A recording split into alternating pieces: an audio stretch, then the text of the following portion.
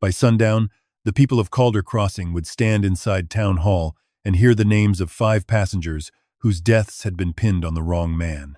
By midnight, Deputy Caleb Vale would be gone. By morning, County Treasurer Elias Harrow would stop using mercy as a mask. But at sunrise, none of that had happened yet. There was only Samuel Reed walking the river road, with an old dog limping ahead of him, both of them carrying a silence the town had placed on their backs 12 years before. Moss stopped at the abandoned ferry landing. Samuel wished he would not. The landing had been left to rot after the disaster. The planks had curled, the posts leaned toward the water. Grass grew through the ramp where wagons once waited for the Calder ferry. Children dared one another to touch the place, then ran away, laughing about the drunk ferryman and his drowned dog. Moss did not laugh. He lowered his gray muzzle to the mud beside the last post and began to scrape with his stiff front paw. Samuel called him back once, then again. The dog kept digging, trembling with the effort, ribs moving hard under wet fur. He was too old for this, too lame to chase ghosts through river mud. Then Samuel heard the sound. Not wood, not stone, iron. He knelt and cleared the mud away until the round black rim of the ferry bell showed beneath his hands. The bell that had vanished with the boat. The bell Harrow himself had said no honest man needed to look for. Samuel lifted it from the mud. Something shifted inside. When he shook the bell, a packet wrapped in oilcloth slid into his palm. On the first stained page, written in a careful county hand, were 7 words that made 12 years of shame go still. The ferry rope was cut before dawn. 12 years in Calder Crossing did not pass like years. They settled in the silt along the riverbank, in the warped boards of the abandoned landing, and in the way men stopped talking when Samuel Reed stepped into the feed store. They settled in the 5 empty chairs left behind by the ferry disaster, and in the one chair Samuel still kept beside his kitchen stove, though his wife had been gone 3 winters and 2 months. Samuel lived half a mile from the river in a 2-room cabin with a patched roof, a cold cook stove, and a wall nail where his ferry license had once hung. License No. 47, issued by Calder County, stamped in blue ink, and taken back before the mud had dried on his boots. He had never burned the empty frame. Some mornings, he looked at it as if paper might return by shame alone. Work came to him only when no better man was free. A cracked oar, a wagon board, a skiff that needed sealing before spring runoff. He charged 20 cents for small repairs, and 50 if the job took a full day. Most folks paid in flour, beans, or silence. "There goes the drunk ferryman," children whispered. Samuel never corrected them. Correction required a listener, and Calder Crossing had made up its mind before noon on the day after the flood. The official report said Samuel Reed had smelled of whiskey. It said the north landing rope had been tied with a careless half-hitch. It said the river had risen 6 feet in 2 hours and carried the Calder ferry into the dark because the ferryman failed his duty. County Treasurer Elias Harrow had read the report from the courthouse steps in a black coat still dusty from helping the families search the bank. His voice had been soft enough to sound kind. He said grief needed order. He said blame did not bring back the dead, but truth protected the living. Then he placed one hand on Samuel's shoulder and asked him, in front of half the town, to accept the burden like a decent man. Samuel had accepted it because he was too numb not to. The dead were named in church the following Sunday. Daniel Whitcomb, the surveyor with ink always on his cuffs. Eli Bell, Martha Bell's younger brother. Ruth Porter, who had been carrying dress cloth. Matthew Greer, a cattle buyer from the South Road. And Isaac Tully, a quiet clerk no one remembered well until he was gone. 5 names, no bodies. The river kept them all. It kept everything except Samuel and Moss. Moss had been a strong dog once, black-coated and broad in the chest. The kind that could leap from bank to ferry deck without touching the ramp. He had known the morning crossings by sound. Wagon chains, mule bells. Daniel Whitcomb clearing his throat before asking for the far bank. After the flood, Moss came back smaller. The rope had burned the flesh above his front leg, and the bone healed wrong. In winter, the leg stiffened until he had to drag it the first few steps from the stove. People said Samuel kept the dog because guilt liked company. That was not true.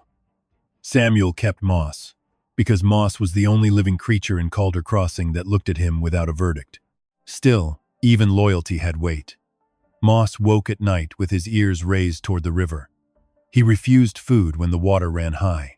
In spring, When the current dropped and exposed the old landing posts, he paced the cabin floor until his nails clicked like rain.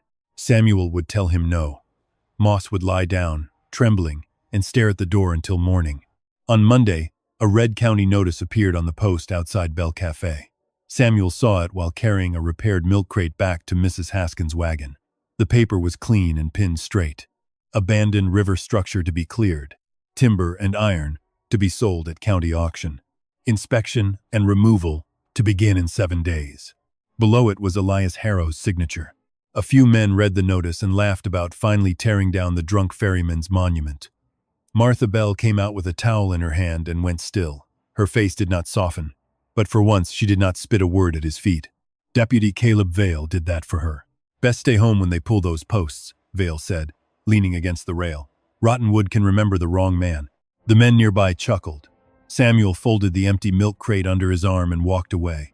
He had learned years ago that anger made people comfortable. It let them call him dangerous instead of ruined. At the cabin, Moss was waiting by the door. He had not touched his bowl. Samuel set the crate down and followed the dog's gaze toward the river road. The air smelled of thawed mud and cottonwood bark. Far off, past the cottonwoods, the river moved with a low, steady drag against its banks. "No," Samuel said. Moss gave one thin whine. Samuel looked at the bad leg, at the old scar pulled tight above it, at the ribs showing more than they had last winter. "You ain't going back there." The dog lowered his head, not in obedience, but in patience. That evening, Samuel tied Moss inside the cabin with a length of soft rope, more to comfort himself than to hold the dog. He slept badly. Near dawn, he woke to a sound he had not heard in 12 years. Not the river, not the wind, but the hard scrape of claws against the door. The rope lay chewed in two beside the stove. The door stood open, and through the gray light, along the wet road toward the abandoned landing, Samuel saw Moss limping back toward the place the town wanted buried. Samuel did not run at first. Running belonged to younger men, to men whose knees had not spent 30 years braced against ferry planks slick with rain. He stepped into the gray morning with his coat unbuttoned, telling himself Moss had only reached the bend in the road, telling himself the dog would tire before the cottonwoods. Then Moss looked back once from the wagon track, his black shape thin against the river mist, and kept going. The road to the landing had not been a road for years. Wagon ruts had filled with grass, and spring water lay in shallow cuts where the clay would not drain. Moss moved badly, but with purpose. He did not stop to sniff rabbit trails or nose at the puddles. His head stayed low, his ruined leg striking the mud at an uneven rhythm that made Samuel's jaw tighten. Twice the dog slipped. Twice, Samuel nearly called him back. Each time Moss gathered himself before the words left Samuel's mouth and pushed on toward the last place either of them should have wanted to see. By the time they reached the river bend, the sun had turned the mist pale. The Calder ran low after a week of dry wind, leaving a shelf of black mud under the old landing posts. The ferry ramp leaned crooked over it, its planks curled and gray. Beyond the ramp, the far bank sat quiet under cottonwoods, and Samuel felt the old sickness rise behind his ribs. He had spent 12 years telling himself he remembered only pieces. Rain, a shout, the deck dropping under his boots, Moss yelping, rope snapping somewhere in the dark. The landing remembered more than he did. Moss went straight to the last upright post, the one closest to the deep channel. He pressed his muzzle to the mud and stood very still, not sniffing now, listening. His ears strained forward, and the fur along his shoulders lifted as if a sound had passed under the ground. Samuel told him quietly that it was enough, but the dog began to scrape. It was not frantic at first. One paw, then the other, careful and stubborn, pulling wet mud away from the base of the post. The bad leg shook under him, but he did not quit. Samuel watched for a breath too long, ashamed of himself for standing there like one of the town men outside Bell Cafe, waiting to see whether the old dog would prove himself foolish. Then he stepped into the mud and sank to his ankles. The smell came up strong, river rot and cold clay. Samuel caught Moss under the chest and tried to lift him away.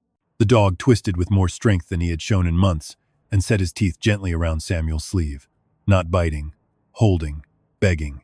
Samuel felt that more than he wanted to. He found a broken board and used it like a shovel, working around the post, then wider, following Moss's nose when the dog shifted left. After 10 minutes, his hands were black to the wrist. Moss stood beside him, shaking, his ribs moving too hard. But whenever Samuel paused, the dog nosed the same patch of ground. A wagon rattled on the upper road. Deputy Caleb Vale sat on the bench with 2 county men in the back, both carrying axes and coils of rope. The wagon slowed when Vale saw him below the bank. Vale's face changed first to amusement, then to something flatter. "Morning, Reed," he called. "You planning to steal county mud now?" Samuel straightened, breathing hard. Dog ran off. "So you followed him to trespass on condemned property." Vale climbed down and came to the edge of the bank, his boots staying clean above the mud shelf. "Removal crew starts next week. Treasurer Harrow wants the site left alone until inventory is made." Samuel looked at the rotten posts the county had ignored for 12 years. "Inventory of what?" Vale smiled with no warmth. "Anything worth selling." One of the men in the wagon laughed.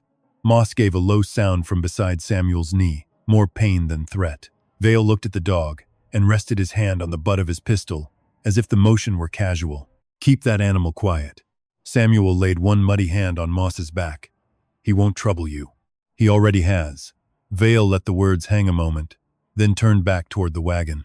"Be gone before noon, Reed. If Harrow finds you digging out here, he'll say you're disturbing county property." I expect Judge Bellwether would agree. The wagon rolled on toward town, but Samuel did not move until the sound faded. County property. Judge Bellwether. Harrow's name spoken like a fence around the mud. 12 years earlier, that same fence had closed around him. Before he understood there was a gate. He wanted to leave, tie the dog proper this time, board the door, and let Harrow take the landing, the posts, the whole cursed bend of river. Then Moss lowered himself onto his bad leg and scraped again. Samuel knelt. The board struck something solid 6 inches below the mud line. At first he thought it was stone, then a broken iron bracket from the ramp. He cleared around it with both hands while Moss pressed close, breath rough in his ear. More mud slid away. A curve appeared, black and slick, too smooth for scrap and too round for a bracket. His fingers knew the shape before his mind accepted it. He had reached for that shape 1,000 mornings, when fog hid the far bank and men waited for the sound that told them the ferry was ready. The bell lay on its side, packed beneath the post, as if someone had wedged it there while the mud was soft. It was smaller than memory and heavier than grief. Near the top, where the hanging loop should have been clean, a strip of old rope had been twisted through and tied hard enough to leave fibers embedded in rust. The ferry bell had been listed among the lost property.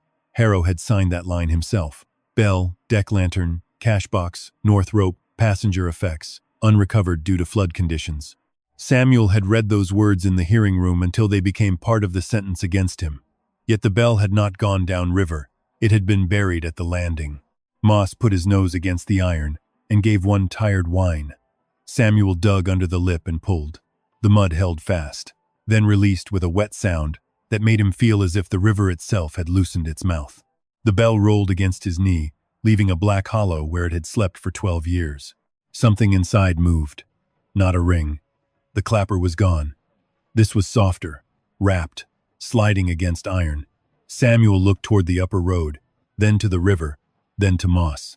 The dog had sunk down on his chest, spent from the walk and the digging, but his eyes stayed fixed on the bell. Samuel turned it carefully and reached into the hollow. His fingertips touched oilcloth. He drew out a packet no larger than a folded handkerchief, bound with twine gone brown from age. Mud had sealed the edges, but the oilcloth had held. Inside lay a torn page, stiff and stained, ruled in columns like a ledger. 3 initials ran down the left side: E, H, C, V, and LS. Beside each line was a dollar amount, then a mark Samuel could not at first understand. Ferry transfer confirmed before dawn. Moss lifted his head as if waiting for Samuel to hear what he had been hearing for 12 years. Samuel folded the page carefully and slid it inside his shirt. Then he saw the last thing caught in the bell's rim, a short length of landing rope, its end not frayed by floodwater, but sliced clean and smooth as if by a sharp knife. Samuel did not take the river road home. He carried Moss through the cottonwoods, keeping to the deer path behind the abandoned smokehouse, because the dog could barely use his bad leg, and Deputy Vale had already seen too much. The torn ledger page lay under Samuel's shirt. The short piece of rope was wrapped in his handkerchief. The ferry bell he left hidden under willow leaves above the bank, too heavy to move without drawing eyes, and too dangerous to leave in open mud. At the cabin, Moss drank half a bowl of water and collapsed beside the stove, but his eyes stayed on Samuel as if the morning had not ended. Samuel barred the door and spread the ledger page on the table between a tin cup and his wife's old lamp. Mud had darkened the edges, yet the columns remained clear enough. Initials, amounts, dates, transfer marks. EH appeared twice. CV appeared once. LS appeared 3 times, the last beside a sum of $800, more money than Samuel had seen together since the ferry still ran. At the top of the page was the 17th of April, 1874, the night the river took the boat. The date pulled loose more than memory. Samuel remembered Daniel Whitcomb stepping aboard with a leather map tube under one arm. He remembered Eli Bell joking that the rain would clean the dust from his boots. He remembered Ruth Porter holding dress cloth under her shawl, and a quiet clerk sitting near the cash box with his hat low. He remembered ringing the ferry bell once, then again, because a lantern had answered from the far bank. That last detail made him lift his head. In the official report, no one had mentioned a lantern on the opposite shore. A knock struck the door before he could follow the thought. Moss lifted his head but did not bark. Samuel folded the ledger page into the Bible and slid the rope into the stove's cold ash pan before lifting the latch. Martha Bell stood outside with a covered dish in her hands and hard weather in her face. "Chicken bones for the dog," she said, pushing the dish at him. "Not for you." Samuel accepted it. "He'll take them kindly." Her eyes moved past him to Moss. For the first time in years, Martha did not look at the dog like a curse. She looked at him like a witness she hated needing.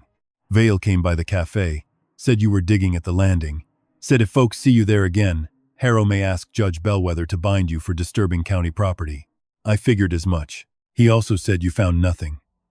Her voice changed on the last word, not softer, only less certain. He made a point of saying it twice. Samuel held the door with one muddy hand. The old habit of silence rose in him, the same silence that had kept him out of jail and under every closed door in town. This time, it tasted different. "If I found nothing," he said. Vale had no need to say so. Martha's jaw tightened. "Don't play clever with me. My brother died on your boat." "Yes, ma'am, and if you are stirring grief to clean your name, I will see you buried under it." She turned to leave, then stopped on the step. "Eli told me something that morning, before he crossed. I never said it because it sounded foolish after." She looked toward the river road. "He said the bell rang wrong." "Wrong how?" I asked.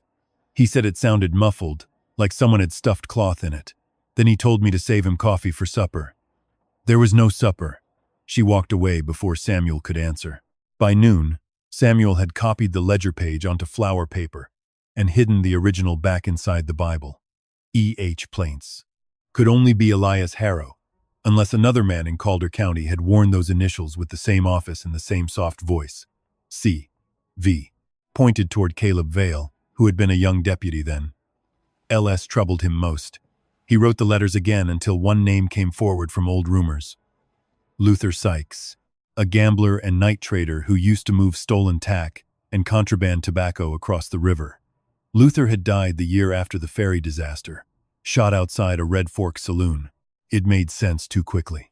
If Luther Sykes had paid Harrow and Vale to move money that night, the ferry disaster might have been born from smuggling instead of simple hatred. It gave the ledger a shape he could understand. A dead gambler could carry guilt without answering back.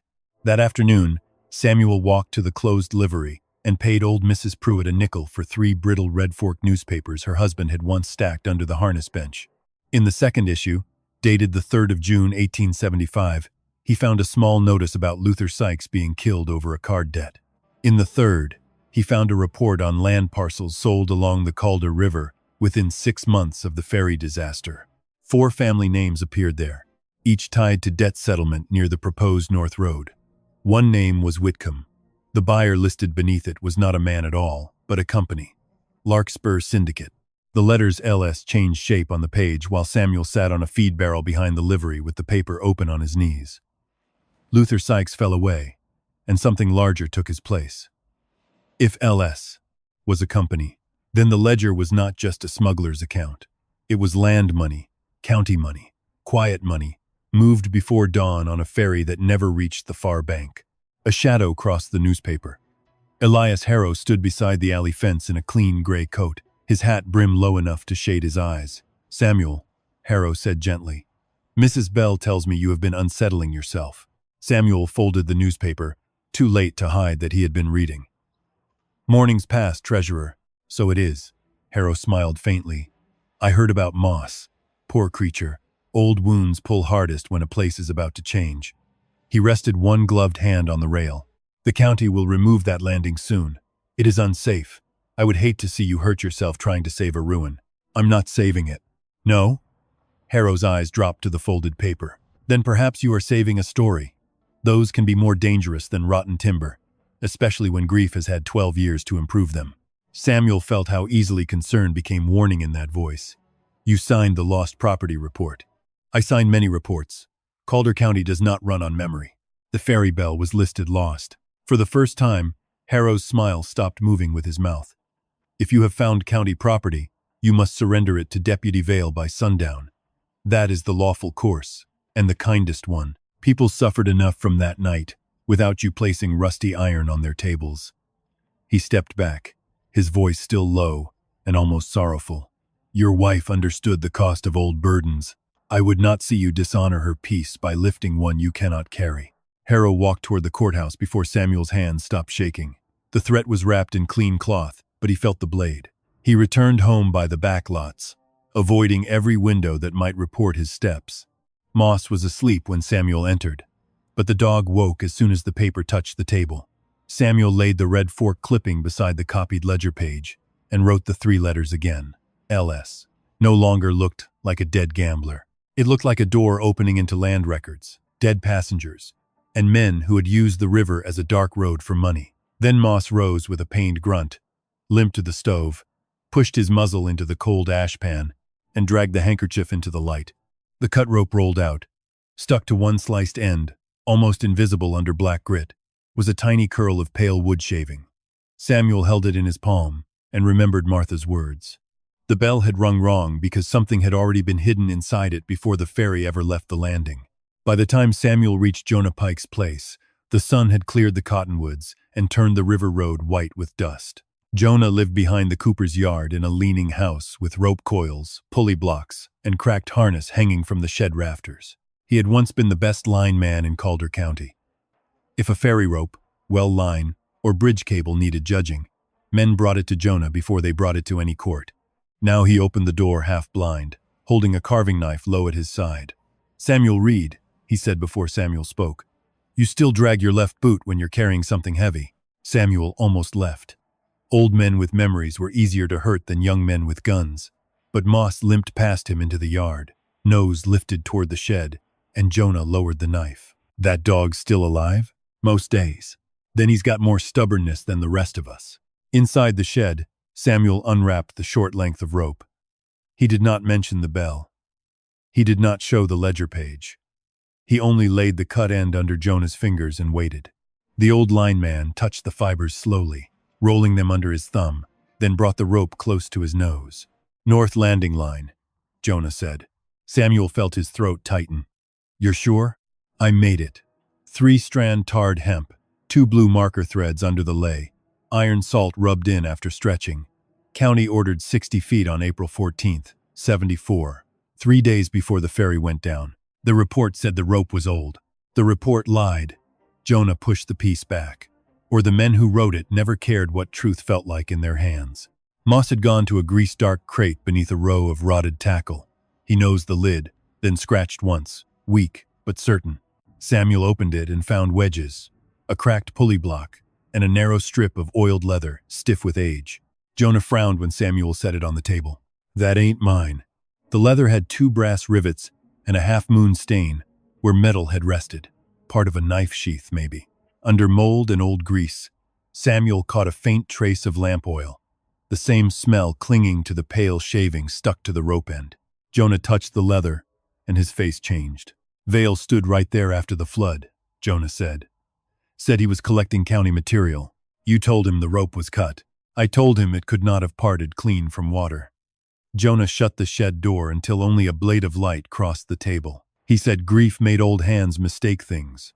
Then he asked how my grandson liked his clerk job at the freight office. Samuel knew what that meant. A warning did not need the word warning to do its work. At the hearing, Jonah continued. They showed another rope, frayed, swollen, looked like river rock had chewed it half to death. Judge Bellwether asked whether rope can fail in a flood. I said any rope can fail if God and water pull hard enough. His voice broke without rising. I thought I was saving my grandson. Instead, I helped bury 5 people and left you under the dirt with them. Samuel looked at Moss. The dog stood with his bad leg lifted, trembling from the walk. But his eyes stayed on the table. He had found the leather because the river smell, the oil, and the old fear were still alive to him when men had chosen not to be. Samuel tucked the leather into his coat. Do you have anything from the work order? Jonah stared at the floor so long Samuel thought he would refuse. Then he went to a flour tin behind the nail box and pulled out a folded receipt, yellowed and soft at the creases. April 14th, he said. New North Landing rope. Signed by Caleb Vale for county pickup. Samuel took the receipt as if it might crumble from being believed too late. At Bell Cafe, the noon crowd went quiet when Samuel entered. Deputy Vale sat in the corner with 2 county crewmen, his hat on the table, and a folded county notice beside his plate. Martha Bell stood behind the counter, pale from stove heat and from something harder than heat. You been visiting Jonah? Vale asked. Man can visit who he likes. Not when he's troubling witnesses. Vale turned his coffee cup without drinking. Treasurer Harrow has concern you're stirring grief among decent people. Jonah Pike is half blind. Mrs. Bell lost blood on that ferry. Clara Whitcomb lives on memory. A kinder man would leave them be. Martha's eyes sharpened at her brother's name, but she said nothing. Samuel placed 2 cents on the counter. A kinder man would have looked at the rope. The room shifted. Vale's smile thinned. Careful, Reed. Accusing county officers is different from mending skiffs. He slid the folded notice across the table. Any property removed from the abandoned landing belongs to Calder County and must be surrendered by 6 o'clock tonight. Failure may be treated as theft. The word theft settled easily in the room. It had been waiting for Samuel for years. Martha wrapped a heel of bread in cloth and pushed it toward him. Her hand caught his sleeve below the counter, hidden from Vale. Eli had a brass match safe, she whispered. Initials scratched, crooked on the bottom. They never gave it back with his things. Samuel kept his face still. Was he carrying it that night? Always. Said a man crossing water after dark ought to keep his own light. Outside, Moss waited under the hitch rail, breathing too fast. Samuel knew he should take the dog home, hide the receipt, and let the county tear down what it wanted. Instead, he returned to Jonah before sundown, because the old lineman had asked to see the rope once more in lamplight. Jonah held the cut end close, then placed his thumb along the slice. This was cut from the shore side, he said. See how the outer fibers bend inward? A man on the ferry would have cut away from himself. Whoever did this stood on dry land and waited until the current took the weight. Samuel looked toward the river, darkening beyond town. The rope had not failed beneath him. Someone had stood safely on the landing, knife in hand, and let the ferry drift into the flood. Clara Whitcomb lived at the east edge of Calder Crossing, in a narrow house, with blue shutters gone pale from sun and river damp. Before the ferry disaster, Daniel Whitcomb had kept a survey office in the front room, and men came there with land questions, fence disputes, and maps they did not understand. Now the sign above the porch hung by one nail. Whitcomb's surveying could still be read if the light struck right, but most folks passed without looking. Samuel waited at the gate with Moss beside him, because a widow had the right to refuse the man blamed for her husband's death. Moss leaned against the fence rail, breathing unevenly after the walk. His bad leg lifted off the ground. Samuel should have left him home. He had told himself that twice already. Yet when he tried, Moss had stood in front of the door and fixed him with such tired certainty that Samuel could not bring himself to lock him in. Clara opened before he knocked. She was smaller than he remembered, with gray threaded through her dark hair and ink stains on 2 fingers, as if Daniel's work had passed into her hands by stubbornness. Her eyes went first to Samuel, then to the dog. I wondered when Moss would bring you, she said. Samuel had prepared for anger. He had not prepared for that. Ma'am? Daniel used to say that dog noticed things men explained away. Clara stepped back from the door. Come in before Vale's shadow grows longer. The front room smelled of paper, cedar, and old dust. Survey maps lined one wall, some rolled in tubes, others pinned flat beneath strips of cloth. Clara moved with the care of a person who owned little and knew where each thing had earned its place. Samuel stood near the stove, hat in hand, while Moss limped to a closed cabinet and pressed his nose against the lower drawer. Clara saw it and closed her eyes. Of course. What is in there? Things I told myself were grief. She knelt and opened the drawer. Inside were Daniel's field compass, a bundle of pencils tied with thread, a cracked leather map tube, and a brass key Samuel recognized from the ferry cash box. Clara took out the map tube, but did not hand it over. 3 days before he died, Daniel told me if he did not come back, I was to send this to Red Fork, to a newspaper man named Abel Crane. I did not. I thought he was afraid of losing a contract. Then Harrow came after the funeral and told me Daniel had been carrying county materials he should not have touched. Harrow came here, with flowers, money for burial, and a voice so kind it made me feel ashamed for questioning him. Clara's fingers tightened around the tube. He said Daniel's good name would be safer if I did not open old work. I was 29 years old and alone. I listened. She looked toward the pinned maps, and for a moment Samuel saw not a widow guarding papers, but a woman who had spent 12 years guarding the last orderly corner of a life broken open. He did not threaten me the way rough men threaten, Clara said. He spoke of reputation, burial accounts, Daniel's unfinished contracts, and how a widow could be ruined by insisting her husband had carried trouble. That was how he made fear sound like advice. Samuel thought of Jonah Pike, of Martha Bell, of his own silence after the report. Harrow had not needed chains. He had found softer things. Clara unfastened the tube. A brittle map slid onto the table, along with half a page of ledger ruled in the same hand as the one hidden in the ferry bell. Samuel took out his copied page and set it beside hers. The torn edges matched. For a moment, neither of them spoke. The room seemed to tighten around the paper. The full ledger entry showed more than initials. EH appeared beside 2 payments marked County Road Adjustment. CV was marked Landing Witness. LS appeared not as a man, but as Larkspur Syndicate, followed by parcel numbers along the North River Road. Samuel counted them twice. 27 parcels. Some belonged to families he remembered from ferry mornings. Porter, Bell, Greer, Tully, Whitcomb. Others belonged to homesteaders who had moved away after debt notices, failed claims, or sudden tax trouble.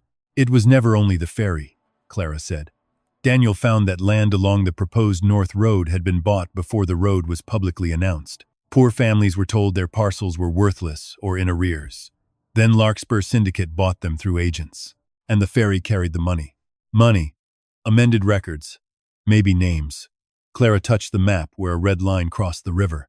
Daniel believed Harrow used county funds and private payments together. He needed proof that crossed office lines: Treasury, Sheriff's Office, Land Office. Samuel stared at the matched ledger page until the initials blurred. For 12 years he had thought the disaster began with him. His knot, his deck, his failure. Now the river widened around him. 5 passengers had not been swallowed by bad weather. They had been traveling through the middle of something men with offices wanted buried. Martha said Eli heard the bell ring wrong, Samuel said. Clara looked at Moss. The dog had lowered himself beside the cabinet, exhausted, but his nose stayed near Daniel's map tube. Daniel carried beeswax and oilcloth in his field kit. He wrapped papers that way when rain threatened. If he knew someone might search him before he reached Red Fork, he would hide what mattered in a place no one thought to open. The bell. He liked Samuel Reed, Clara said quietly. He said if any man in Calder Crossing still believed work was a kind of promise, it was the ferryman. He would not have hidden proof on your boat if he thought you were part of it. The words struck Samuel harder than accusation. He had spent 12 years trying to decide whether he deserved hatred. He had never imagined one of the dead might have trusted him with the truth. Clara went to the mantel and lifted a folded note from behind a clock. I found this inside Daniel's compass case months after the hearing. I could not bear to read past the first line then. She unfolded it with shaking hands and gave it to Samuel. The note was short, written in Daniel's tight surveyor hand. If the North Road papers vanish, find the bell. Reed will be blamed if they cut the line. He will not see the knife from the deck. Tell Crane the river was used before the road was named. Samuel read it once, then again. Moss gave a faint whine from the floor, and Samuel understood something that made his chest ache. The dog had not been calling ghosts at the landing. He had been returning to the one sound Daniel left behind, the muffled bell that carried what men had refused to hear. A wagon creaked outside. Clara moved quickly to the window and pulled the curtain aside just enough to look. "Vale," she whispered. Samuel folded Daniel's note and pushed it back toward her. "Keep this." "No." Clara slid the note, the matched ledger half, and a small red fork envelope into his hand. "I kept it 12 years and called it prudence. That was cowardice, with a clean dress. If Abel Crane is still alive, he needs to see Daniel's words." The wagon slowed in front of the house. Moss struggled to stand, failed once, then got his feet under him, and limped to the back door, nudging it with his muzzle, as if he had known all along which way grief would have to leave. Samuel gathered the papers under his coat. Behind him, Clara lifted Daniel's old compass from the drawer and placed it in his palm. "He said a compass does not save a lost man," she said. "It only tells him when he has stopped lying about direction." Samuel stepped into the backyard with Moss at his side, while Vale's boots sounded on Clara Whitcomb's front porch.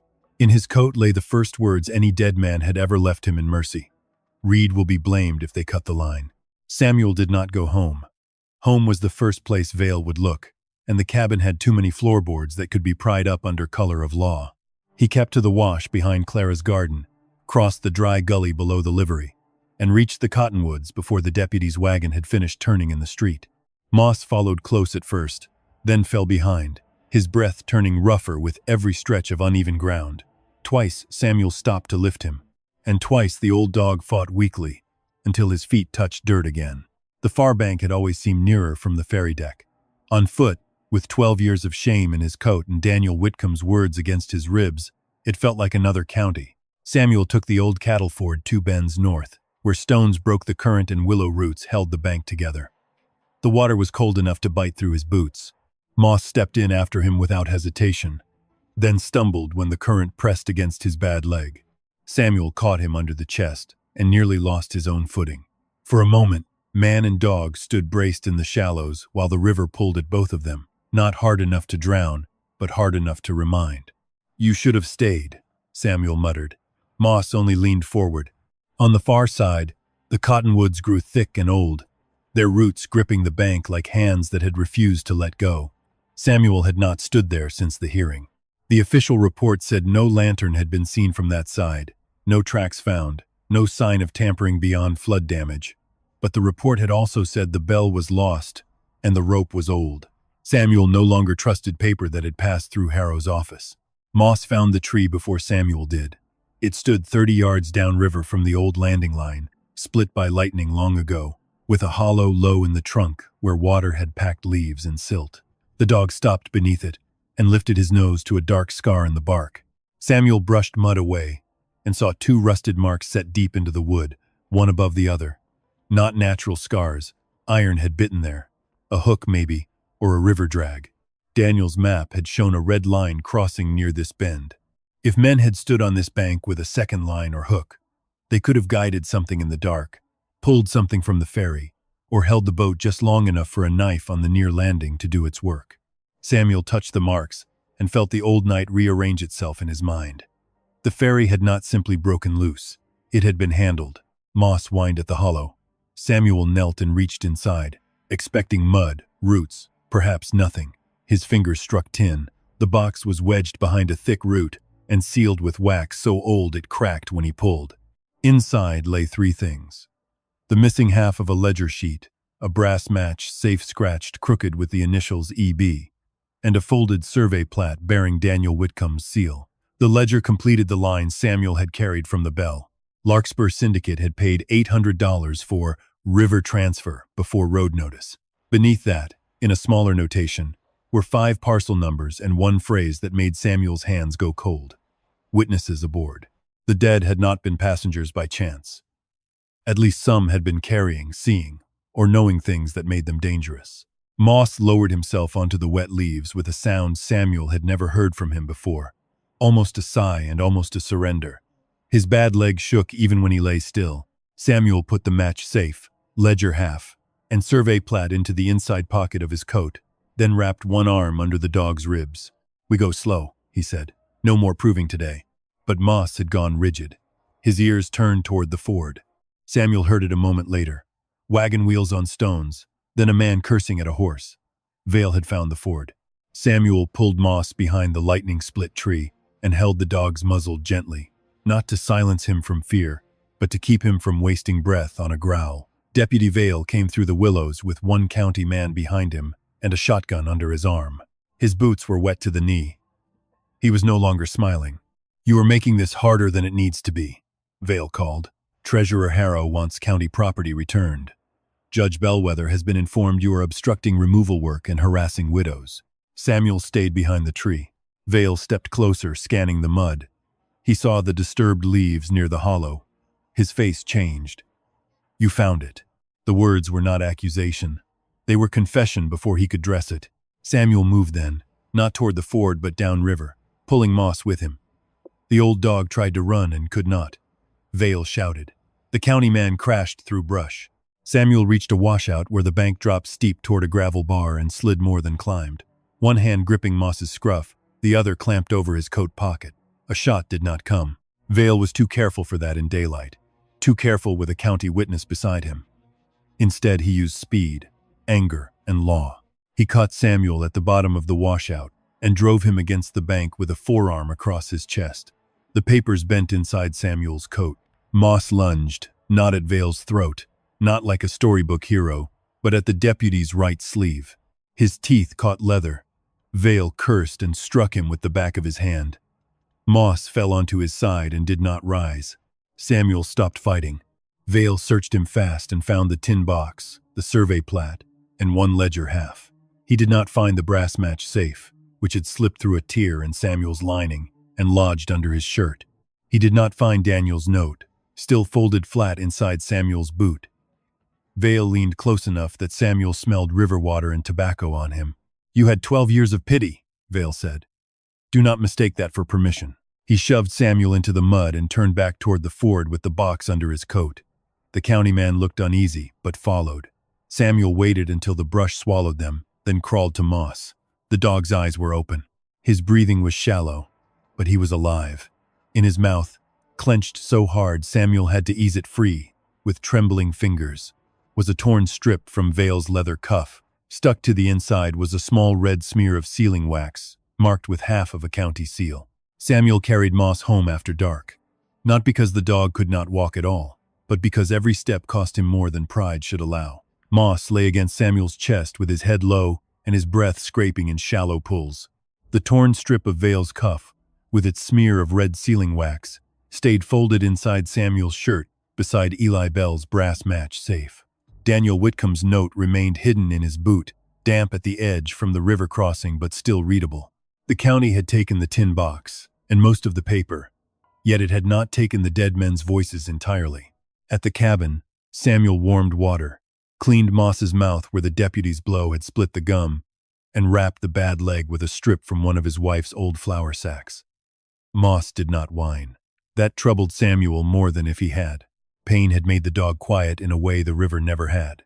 Samuel sat beside him until the lamp burned low, listening to wheels pass twice on the road, and stop once near the gate before moving on.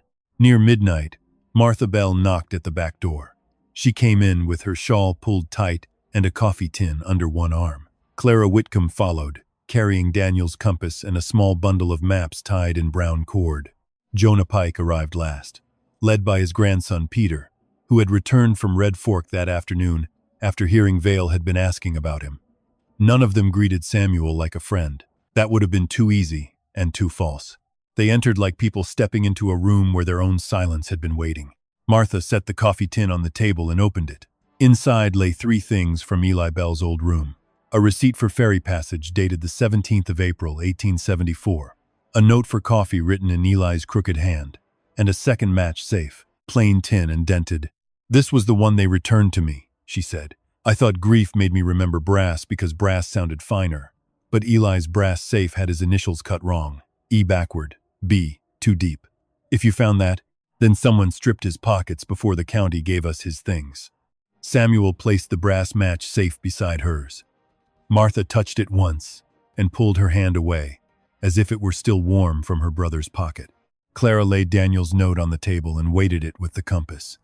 Jonah unfolded the April 14th rope receipt and placed it beside the torn cuff.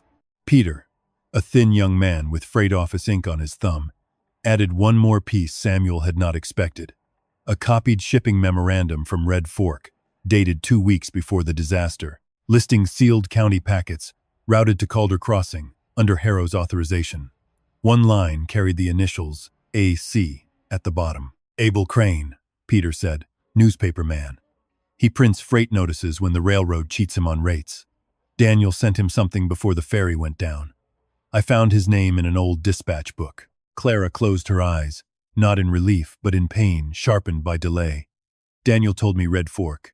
I was too afraid to finish the thought. You finished it tonight, Martha said. Samuel looked around the table and felt how thin their evidence still was. A match safe proved Eli's things had been touched. A cuff strip tied Vale to sealing wax. Jonah's receipt proved the rope had been new. Daniel's note named the bell and predicted Samuel would be blamed if the line was cut. Together, they made a road, but Harrow still held office. Vale still held a badge. And Judge Bellwether still knew how to call fear procedure. We need the town to hear it together, Clara said. If we carry this house to house, Harrow will break each piece before morning. Martha nodded. Town Hall. The county removal inventory is tomorrow at noon. Harrow already called people there to watch the landing property listed for auction. Jonah gave a bitter laugh. Then let him inventory what the river returned. Samuel looked down at Moss.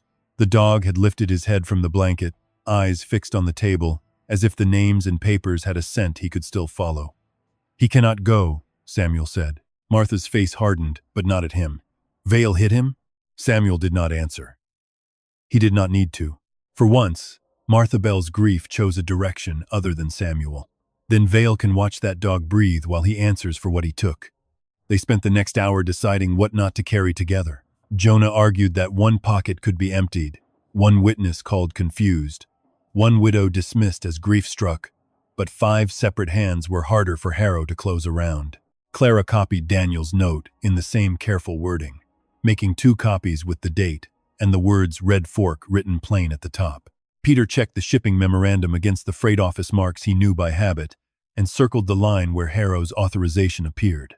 Martha practiced saying Eli's name without letting anger make her voice break. Samuel listened more than he spoke, because for the first time since the flood, the room did not ask him to carry the dead alone.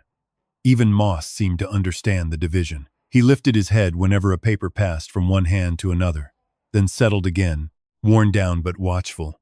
Before dawn, Peter rode for Red Fork, with Daniel's note copied twice, and a message for Abel Crane.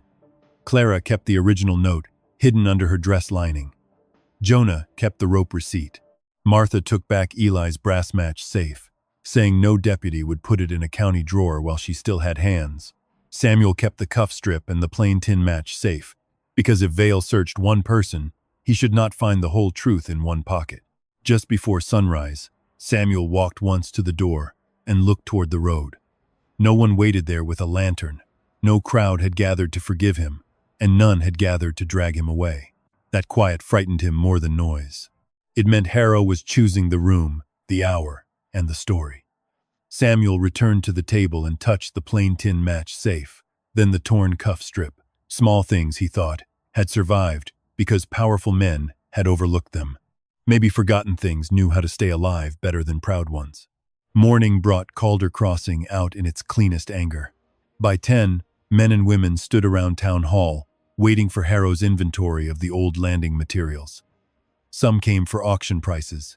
Some came because Vale had spread word that Samuel Reed had been caught stealing county property from the far bank. Others came because Martha Bell had closed her cafe without explanation, and that had not happened since Eli died. Harrow arrived in a black coat and spoke gently to the crowd before entering. He said, old wounds deserved careful hands. He said county property must be preserved from private bitterness. He said Samuel Reed had suffered much, but suffering did not make a man truthful. The words moved through the crowd softly, and Samuel heard how easily they found places to rest. Vale stood near the door with one sleeve freshly mended. Moss saw him and struggled to rise, and Samuel held the dog's collar, feeling the tremor under the old fur. Not yet, he whispered.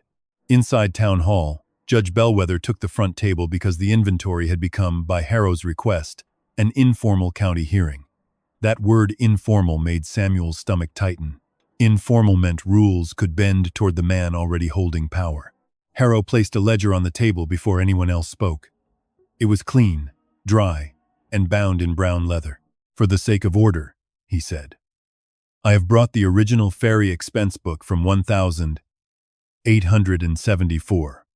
It shows Samuel Reed accepted private payment on the morning of the disaster to move unlisted cargo. I had hoped not to expose this last shame." The crowd turned toward Samuel before the book was opened.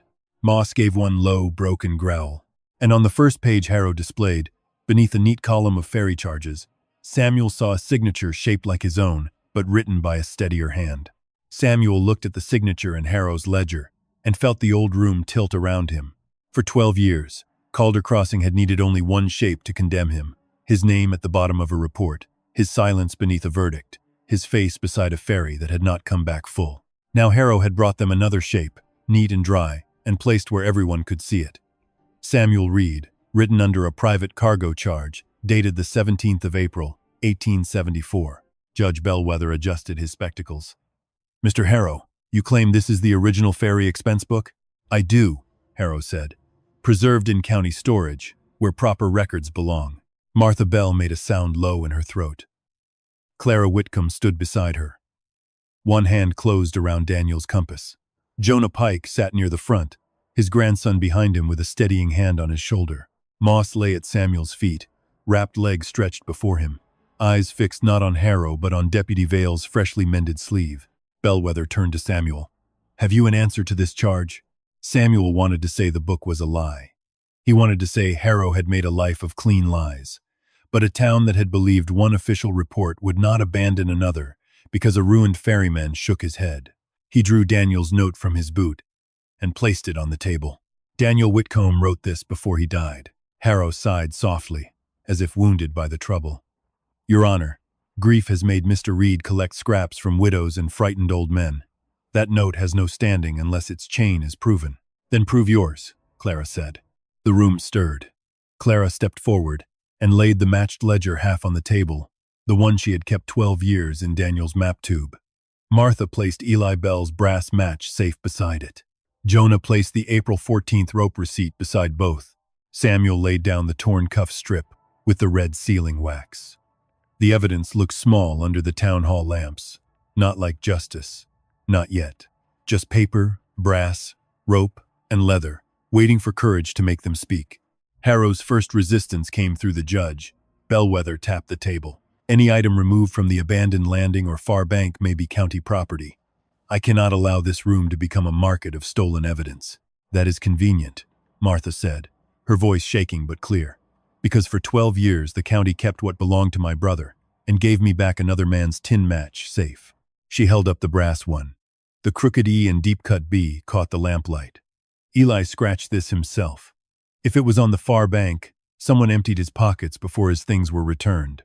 Vale stepped forward. Or Reed planted it." Moss tried to rise. Samuel held him down gently, but the dog's eyes did not leave Vale. Clara unfolded Daniel's note and read the line that mattered most. "Find the bell. Reed will be blamed if they cut the line." She did not read it dramatically. She read it like a widow finally paying a debt. Daniel wrote that before the ferry left. He knew someone meant to cut the rope. He trusted Samuel enough to hide proof on his boat. Harrow's second resistance came dressed as pity. "Mrs. Whitcomb has suffered beyond measure. I would not call her mistaken if kindness allowed another word. But that note could have been written after the fact. Fear changes memory. Loneliness changes ink." Jonah Pike struck the table with his palm. "Rope does not change for loneliness." Every face turned to him. The old lineman lifted the receipt. "I made the North Landing rope 3 days before the flood. Caleb Vale signed for it. The report said it was old. At the hearing, they showed me another rope, frayed and swollen. This piece Mr. Reed brought me was cut clean from the shore side. Not failed. Cut. A man on dry land put a knife to it and waited until the current took the ferry. Vale moved then, too fast. He reached for the cuff strip, but Moss rose with a broken growl and lunged across Samuel's boots. The dog did not bite him. He caught Vale's sleeve and held. The mended seam split where new cloth met old, and the missing strip showed its shape in the torn cuff on the table. For one held breath. The whole room saw it. The leather Samuel had carried, the wax smear, the sleeve it had come from. Vale jerked free and raised his hand. Martha stepped between him and the dog before Samuel could move. "Touch him again," she said, "and every bell in this county will remember your name before morning." That was the third resistance broken, not by force, but by a woman who had once hated the wrong man and had finally found the right one. The door opened at the back of the hall. Peter Pike came in with a travel-stained man in a dark coat and printer's ink on his cuffs. Abel Crane removed his hat. "Judge Bellwether, I print the Red Fork Register. Daniel Whitcomb sent me a notice in April of '74. I kept the envelope because the contents never arrived." He placed a yellowed envelope on the table. Same hand as the note Mrs. Whitcomb read. Same warning. County road parcels along the Calder were being bought before the road was public. Same names. Harrow, Vale, Larkspur Syndicate. Harrow's mask thinned at last. "A newspaperman is not a court." "No," Crane said, "but a postmark is a date." The judge read the envelope, then Daniel's note, then the ledger half Clara had kept. He looked at Harrow's clean ferry book and frowned. "This ink is newer." Harrow's hand tightened on the chair back. "Careful, Judge." That single word changed the air. For years, Harrow had spoken as if mercy belonged to him. Now command showed through. Bellwether looked up slowly. "Mr. Harrow, sit down." Harrow did not. Vale backed toward the side door. Moss saw him before the crowd did, and gave one hoarse bark, all the sound his old body had left. Samuel turned. Martha shouted. Peter Pike blocked the door with two teamsters who had come only to watch an auction and found themselves standing in the middle of history. Vale stopped, eyes moving from the men to the torn sleeve and back again. By sundown, the 5 names were spoken in the town hall, not as Samuel's burden, but as witnesses to a crime. Daniel Whitcomb had carried land proof. Eli Bell had seen the bell handled before launch. Ruth Porter had owned one of the parcels marked for debt pressure. Matthew Greer had refused to sell grazing access. Isaac Tully, the quiet clerk no one had remembered well, had worked in the land office long enough to copy parcel numbers. Harrow had moved county funds and private payments through the ferry route. Vale had signed for the new rope, helped replace it with a false one at the hearing, and taken the far bank box when Samuel found what Daniel had hidden. No single piece won the room. The truth survived because each small thing held the next. Bell to ledger, ledger to land, rope to receipt, match safe to stolen pockets, note to Crane's envelope, cuff to Vale's sleeve, moss to the places men had sworn held nothing. Judge Bellwether ordered Harrow's records sealed under town witness, and Deputy Vale's badge surrendered before the room. Harrow tried once more to speak of procedure, then of mercy, but the word mercy failed in his mouth. By midnight, Vale was gone from the jail office. Not free, but removed under guard to Red Fork, after Peter found him trying to burn a strip of county sealing paper in the stove. By morning, Harrow's office door was locked, and no one in Calder Crossing spoke his kindness without tasting iron under it. Samuel did not stay for all of it. After the first statements were written, and Abel Crane promised the story would be printed with every name intact, Samuel lifted Moss in both arms and walked the river road in the last gray of evening. No one laughed from the cafe porch. No child called after him. Martha Bell stood in the doorway with Eli's brass match safe in her hand and gave Samuel one nod, small enough to be private and large enough to matter. At the landing, county men had left the post standing. The ferry bell lay where Samuel had hidden it under willow leaves. He carried it to the old beam and, with Jonah's help the next day, it would hang again. Tonight he only set it on the highest plank, facing the river. Moss lay beside it with his head on Samuel's boot, worn past pride, past duty, but breathing. Samuel sat until the water turned black. He thought of Daniel trusting him without telling him, of Eli keeping his own light, of Ruth and Matthew and Isaac riding into a night built by other men's hands. He thought of his wife, who had carried his silence when he no longer could. For 12 years, the river had sounded like accusation. Now it sounded only like water, moving over stones, carrying away what it could, and leaving behind what had finally been found. Samuel rested one hand on Moss's gray head. "You heard it right," he whispered. The dog's tail moved once against the plank. Samuel reached for the ferry bell and struck it softly with a piece of old iron. The sound was cracked, low, and imperfect, but it crossed the water all the same. This time, no one called it wrong.